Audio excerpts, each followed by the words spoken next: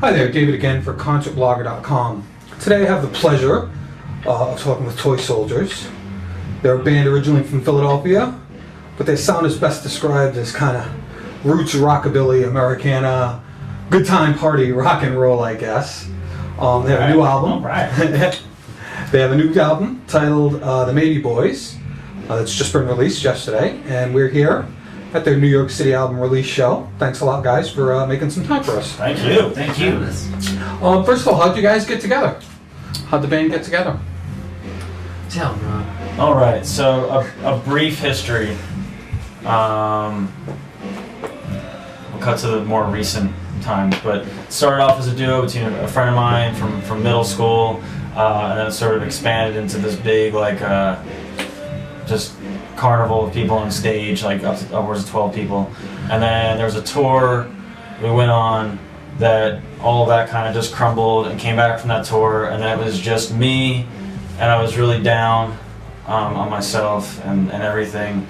So I was like drinking like really heavily almost every day and night, and I was really, I figured like doing live music and original music was sort of like becoming a little trite, and you know, I figured I could combine my love for music and my newfound love of drinking all the time and get really into karaoke.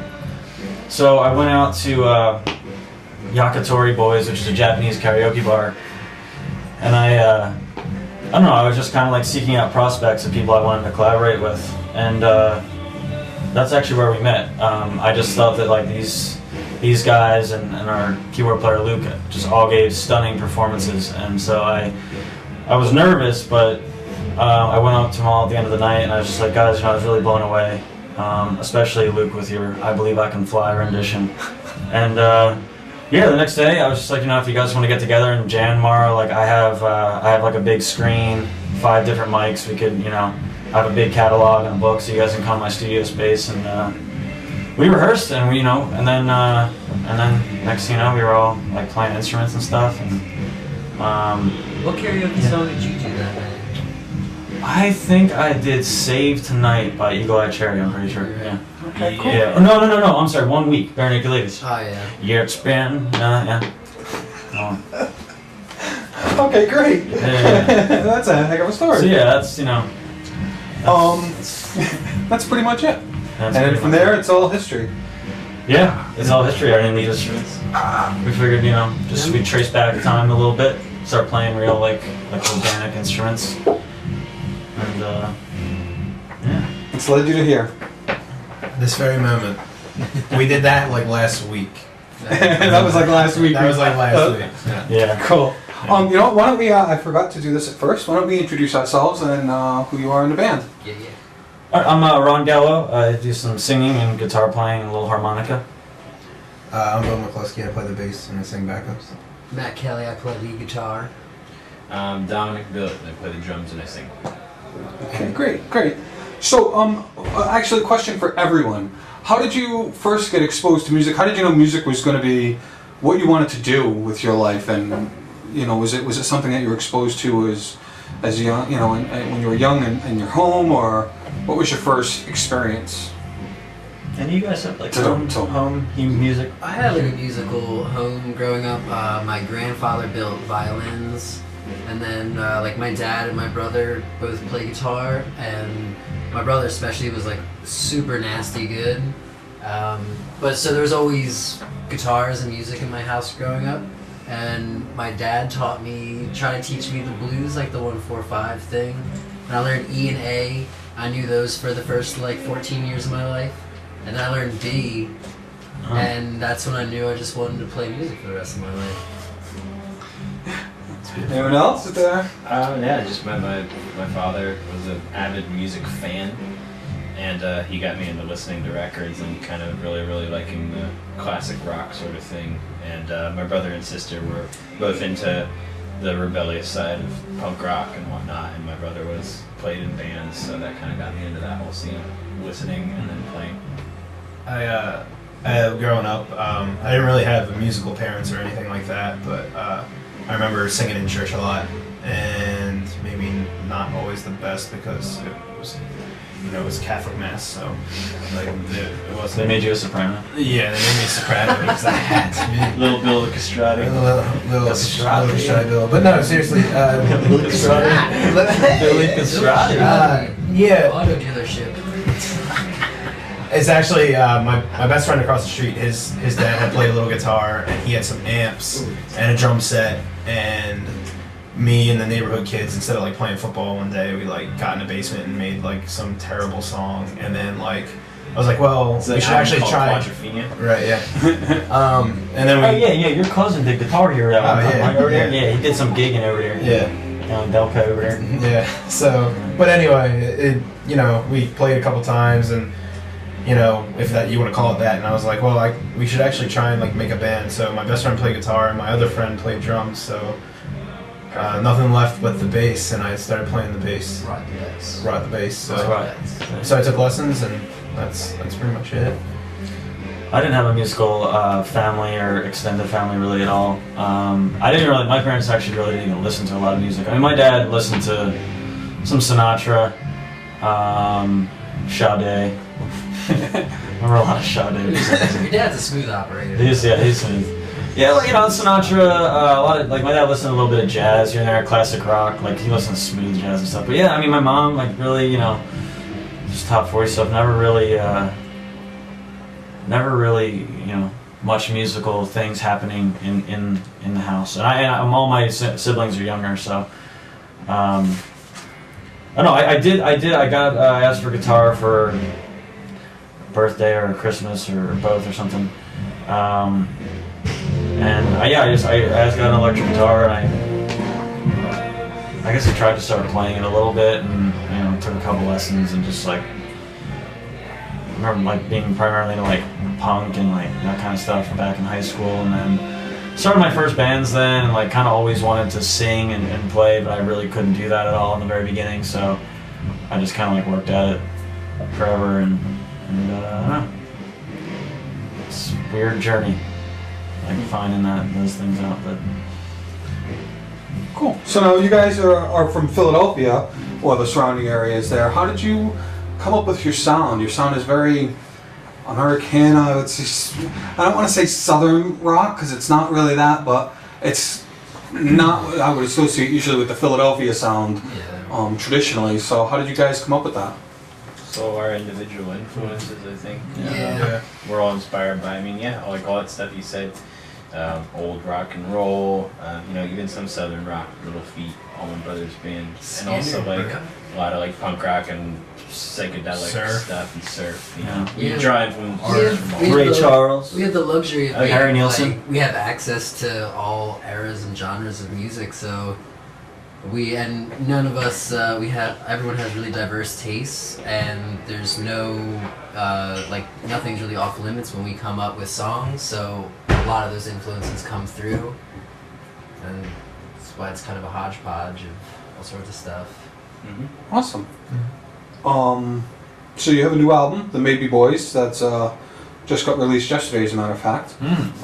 Is there some kind of a message behind it? Is there any kind of theme in the album, or are they all just individual songs that stand on their own? We were talking about this earlier a little bit, just kind of, we kind of came to the conclusion that the only thing that really, like stylistically and genre-wise, it's all over the place from song to song. There's not really any continuity there, but there's just like an energy, kind of like a vibe that kind of makes it all work together somehow. And, I think that all just really came through, like, in developing just our, live show and being like very much a live band. And we went to make the record. We told Bill that's kind of like what our goal was. We want to capture that live energy, and so that's kind of what ties it all together, I think. Thematically, we kind of think of like a place like New Orleans where we all are kind of like all madly in love with a little bit. And we spent a good amount of time there, and the record cover was taken on our friend's porch down there. And just kind of like, the energy and vibe of that city is kind of relevant to it, I guess. There's a mystique. Yeah. How did you come up with the idea to work with Bill and Bill Moriarty, the producer, who's worked with like Dr. Dog and a few other really big acts. How did that all kind of come together, I guess, is my question. We were talking about getting ready to make our next record, and we had kicked around the idea of doing it ourselves. We had done our previous EP. Dom and I had recorded it, and at our old university, and we kind of just were kicking it around. We were like, well, we would really like to work with a producer, and just by chance, on Thanksgiving Eve, I think of 2011, Ron and I were at a pub in Center City, Philadelphia, and he was like, hey, do you want to go over to Milk Boy? One of our friends, she was singing with another guy he had made a record with, and we went over there, and she's like, that's Bill Moriarty.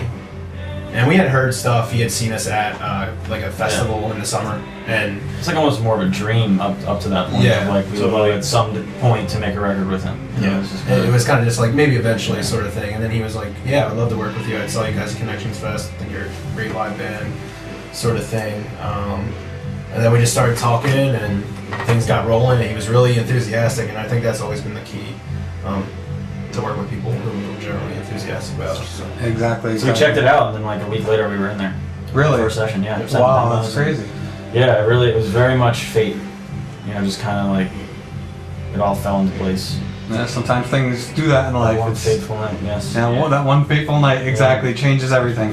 What was it like recording? Where did you record the album? And do you have any favorite stories about the recording process of it? It's done in East Falls, which is like right outside of Philadelphia. It's right along the Schuylkill River, so you can go outside and kind of like chill out there and see people on boats and kind of escape like the city life and the studio life. Just being this really neat area for a little bit. But it was great. It was all mostly live sessions. Like we would go in, all play pretty much in the same room. Some people would be like isolated, or at least just the instruments would be. But that's kind of the best part about the album is it's all us playing together, and all that's captured, whether it be every instrument or two of the instruments. It was all us, just like that's what he captured with that. So I think that was the best part of the album, is being an experience like that in a setting like that where we can all just play and build and just let us do our thing raw, just let it roll and let it go. Let that vibe fly. The whole thing was the best part. It was the first time we made a real record, so that whole process was new and exciting, and it still feels just like actually the first album, even though it's technically not. It feels that way because it's the first real one, I guess. Having somebody man the controls was nice. rather than having to take care of everything. Back and forth. Exactly, and instead of running all around and doing every last little thing and adjustment, you can have like maybe a different ear to hear it and tell you this is not the other. And it's also totally different than just the focus on playing or singing or doing like whatever you have to do to execute the best possible performance of a song, whether it's live or not, So that's always a huge relief. It's a huge stress relief. And being such big fans of the records that he made before was also just like such a comforting thing. We just kind of... he wasn't going to mess it up. Yeah, I knew he had character, and he just like knew... especially before we even went in, one of the like funny things I remember about Bill was that he's like, send me like examples of what you want the record to sound like. Like it can be pictures, it can be like all so all these sort of like out of the box things, and that was just kind of a good indicator of like this is gonna be good. This is gonna be fun to work with Bill. Cool. So yeah. Are there any? Is there a lead track off it, or is it? There's been a few. Like I mentioned before, it's all over the place stylistically, so there's not a lot of songs that can really tell you like everything about the record. It's very much like a thing as a whole. We set the first track, Tell a Teller, we set as sort of the lead single off of it. We did like a premiere with Pace Magazine. We're interested in sort of like launching the first single of the record. So we chose that one just because it was, if anything, it kind of captured the general vibe. It's kind of like the most rowdy, sort of, in your face kind of song. So we figured we'd rather come off with something like that than maybe more of the countrified ones. Tell a Teller was technically the first. Okay. So now you're going to be doing a little tour throughout the fall to promote it, and you're going all over the country. All over. All over the country. Okay. Check check their website. And what's the band's website? Oh no, toysoldiers.com. There you go. Check the band's website, and you'll see some dates for their upcoming shows. Hopefully, you catch them out there on the road. One last question I always have for my interviewees: what is there something that maybe your fans don't know about you, or be surprised to know about you, that they probably don't know? Maybe a pet, or a favorite hobby, or pastime, or something kind of crazy or kooky, or. I'm working on an arsenal of pitches, so when this fails, I can join the Major League Baseball. Bill's an astounding, specifically wiffle ball pitcher.